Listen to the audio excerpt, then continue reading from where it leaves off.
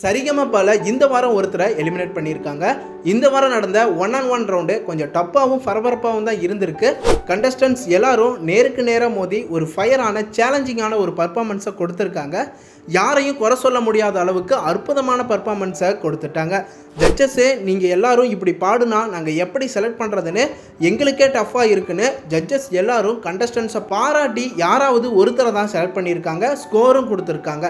இனியா, சிவானி, அறிவழகன், சின்னு, சபேஷன் இவங்க எல்லாருமே இந்த ரவுண்டில் ஒண்டர்ஃபுல்லான ஒரு பர்ஃபார்மன்ஸை கொடுத்துருக்காங்க. ஸ்பெஷலாக சபேஷனும் அறிவழகனும் நேருக்கு நேர் மோதி ஒரு ஃபயர்ஃபுல்லான ஒரு பர்ஃபார்மன்ஸை கொடுத்துருக்காங்க. அதுவும் இவங்க 2 பேரில் யாரை குறை சொல்லி யாரை செலக்ட் பண்ணுறது அப்படின்னு ஜட்ஜஸே வந்து ஆடி போயிட்டாங்க அப்படின்னே சொல்லலாம். ஏன்னா 2 பேரும் அந்த அளவுக்கு அற்புதமான பர்ஃபார்மன்ஸை கொடுத்துட்டாங்க.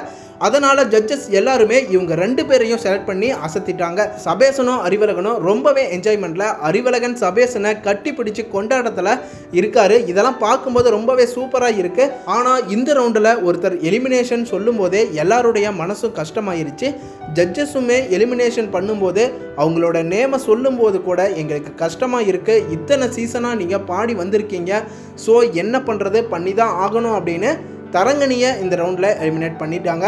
யாரோட பர்ஃபார்மன்ஸ் இந்த ரவுண்டில் உங்களுக்கு ரொம்பவே பிடிச்சிருந்துச்சு அப்படின்னு கமெண்ட் பண்ணுங்கள். அடுத்த அப்டேட்ஸுக்கு சேனலை சப்ஸ்கிரைப் பண்ணிக்கோங்க, பெல் ஐக்கனையும் கிளிக் பண்ணிக்கோங்க.